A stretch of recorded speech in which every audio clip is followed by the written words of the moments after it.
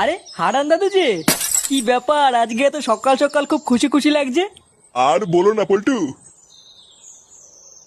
গ্রামে না একটা নতুন হোমো এসছে। আমাকে একটু আগে রাস্তায় ডেকে বললো 10 টাকা দাও হ্যান্ডেল মেরে দেবো। সে যে কি মজা গো পল্টু, আর কি বলবো। সকাল সকাল মনটা পুরো ভালো হয়ে গেল। কি বললা? 10 টাকা দিয়ে হ্যান্ডেল মেরে দিল?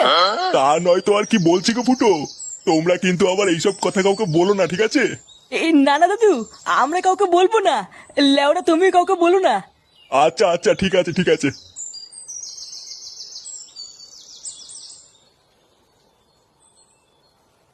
বাড়া কি বলে গেল? গ্রামে একটা নতুন হোমো এসছে, 10 টাকা দিয়ে হ্যান্ডেল মেরে দিল? পল্টুদা, এটা ফুটো শালার কাজ না তো? আমারও তো বাড়া তাই মনে হচ্ছে রে। ভাগ্যিস হারান দাদু জানে না ওটা ফুটো শালা, না হলে তো গ্রামে ফুটো সম্মানী টাকনি পড়ে যেত রে। বাড়া, চুদির ভাই তলে তলে এই ব্যবসা করছে। ফুটো, তুই কোনো চিন্তা করিস না। তোর শালাকে এই গ্রামে কেউ চেনে না, কোনো সমস্যা হবে না। হ্যাঁ, তুই কোনো চিন্তা করিস না। চল মদনের দোকান থেকে চা খেয়ে আসি।